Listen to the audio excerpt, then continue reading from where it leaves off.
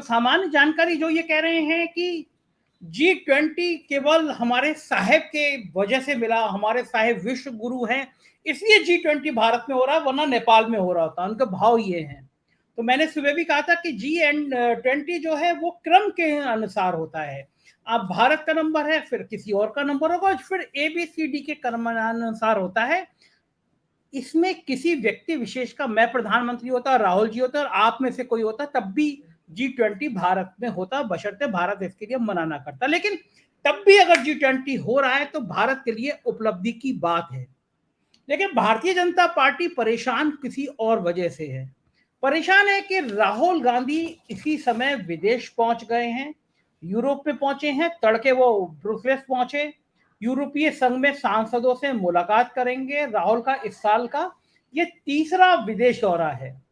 पहले वो ब्रिटेन और जून में अमेरिका के दौरे पे गए थे और अमेरिका में जो उन्होंने कहा था वो आज तक मोदी सरकार को बहुत चुभता है, बहुत दर्द देता है, क्योंकि अमेरिका में जिस तरह के शो हमारे प्रधानमंत्री जी ने कराए थे, हालांकि उसके पीछे उद्योगपतियों की बहुत बड़ी भूमिका थी, लेकिन उससे ज्यादा मन को छूने वाली बातें अमेरिका में राहुल ने करी। राहुल ने प्रेस कॉन्फ्रेंस करी और राहुल ने पूछा कि आपके मन में क्या है और मेरे मन में क्या है, आप पूछिए, मैं जवाब दूंगा। यही नतीजा रहा कि 9 साल तक कोई प्रेस कॉन्फ्रेंस ना करने वाले प्रधानमंत्री जी ने 9 साल में पहली प्रेस कॉन्फ्रेंस करी, अमेरिका में की, और उसमें भी सिर्फ एक सवाल ने साहिब के पसीने ला दिए। सवाल था भारत में लोकतांत्रिक खतरों को लेकर, अभिव्यक्ति की आजादी के दमन को लेकर। हम जिस समय ये सब बातें कर रहे हैं उस समय मणिपुर के एक नाकाराम मुख्यमंत्री, नाकाराम मैं इसलिए कह रहा हूं क्योंकि मैंने अपने पत्रकारिता जीवन में ऐसा मुख्यमंत्री नहीं देखा कि जिसके राज्य में महीनों हिंसा हो रही है उसको होश ना हो, लेकिन वो एडिटर गिल्ड्स के 4 पत्रकारों पर, 4 संपादकों पर FIR लिखवाने में पीछे नहीं हटते। तो बात कर रहा था मैं कि जब राहुल गांधी वहां बोलते हैं तो पूरे दुनिया में उसकी गूंज होती है, लोग तिलमिलाते हैं कि साहब राहुल गांधी विदेश में जाके क्यों बोलते हैं। तो कम से कम आप लोगों को ये पता चलना चाहिए कि चाहे अब वो दौर नहीं रहा कि हमारा प्रधानमंत्री अमेरिका में जा रहा है, तो जब अखबारों में छपेगा तभी पता चलेगा। चाहे मैं लखनऊ में बैठ के ये आपसे बातचीत कर रहा हूं, दिल्ली में कर रहा हूं, लंदन में कर रहा हूं, इंटरनेट की दुनिया में सब कुछ सामने दिखता है। जैसे मैं इस समय बात कर रहा हूं तो दुनिया के 150 मुल्कों से ज्यादा गूगल रिकॉर्ड बताता है कि 4 PM देखा जाता है। तो ये राहुल का दौरा उस समय हो रहा है जब दिल्ली में तमाम लोग पहुंचे हुए हैं, और भारतीय जनता पार्टी का तापमान यही है कि राहुल गांधी की पहली प्रेस कॉन्फ्रेंस में ऐसी क्या बातें निकल सकती हैं जो उसे परेशान करेंगी।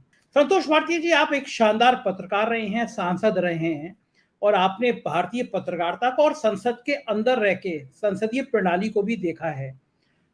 जो बातें इस समय लोकतंत्र के लिए खतरा बन रही हैं, अभिव्यक्ति की आजादी जिस तरह रोकी जा रही है, दुनिया चिंता व्यक्त कर रही है। भारत उन देशों में शामिल हो गया है जहां पे इंटरनेट सबसे ज्यादा बंद है। लेकिन बीजेपी के लोग कह रहे हैं, गोदी मीडिया कह रही है कि ऐसे समय में जब G20 यहां चल रहा है, राहुल को विदेश में कुछ भी नहीं बोलना चाहिए।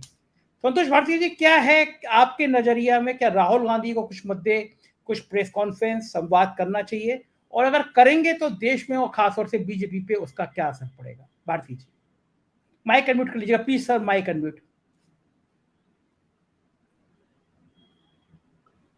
संजय जी, मुझे पता नहीं राहुल गांधी क्या बोलेंगे क्या नहीं बोलेंगे और बीजेपी उसके ऊपर कैसे रिएक्ट करेगी नहीं करेगी, लेकिन आपने अभी 2-3 चीजें कही जिनके ऊपर जो मेरी जानकारी है मैं आपसे कहना चाहता हूँ। एक तो शायद प्रधानमंत्री जी और भारतीय जनता पार्टी ये चाहती थी कि राहुल गांधी पदयात्रा दोबारा शुरू करें, जो कि उन्होंने नहीं की।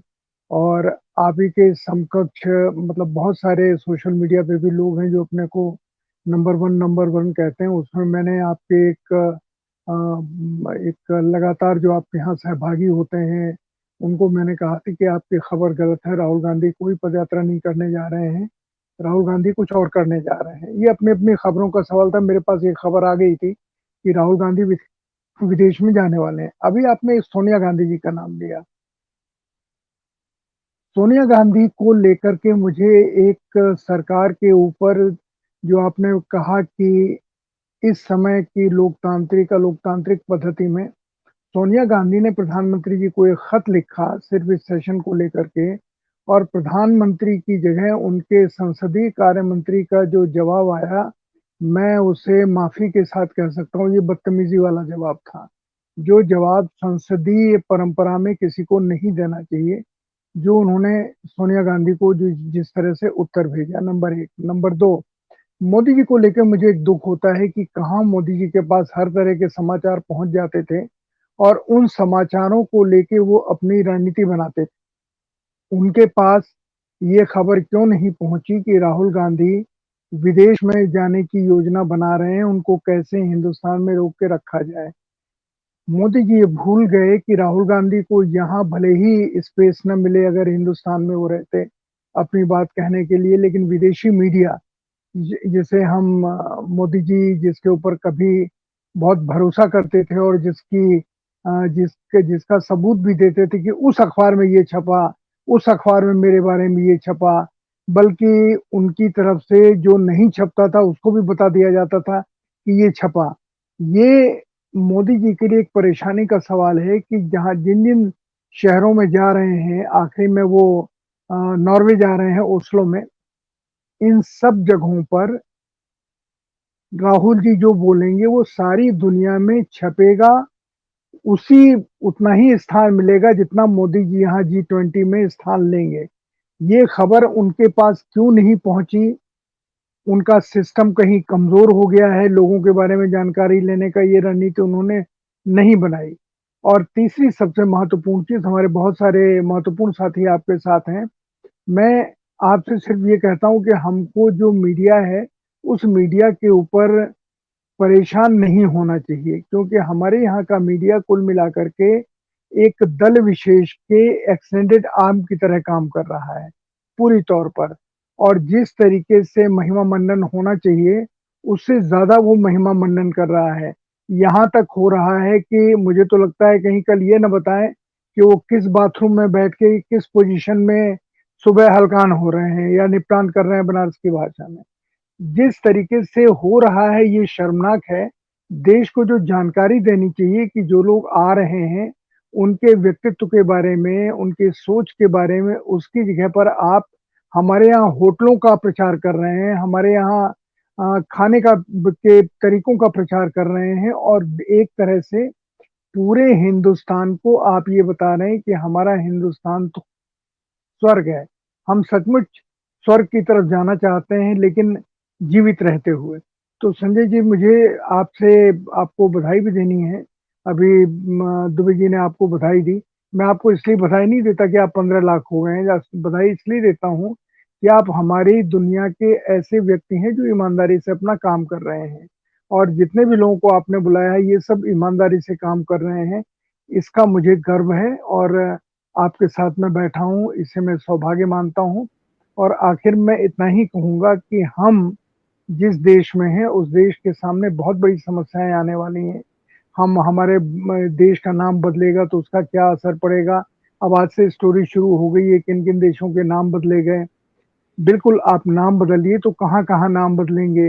अंग्रेज़ी में जहाँ-जहाँ किया है, वो सारे नाम हिंदी में आएँगे या हिंदुस्तानी में आएँगे या होगा क्या, ये कुछ पता नहीं। कुल मिलाकर के आप कॉमन सिविल कोड लागू करेंगे, ये ज़ाहिर है। आप और क्या-क्या करेंगे उन 5 दिनों में, आपको खोलना चाहिए था ताकि देश के लोग ये समझ सकें।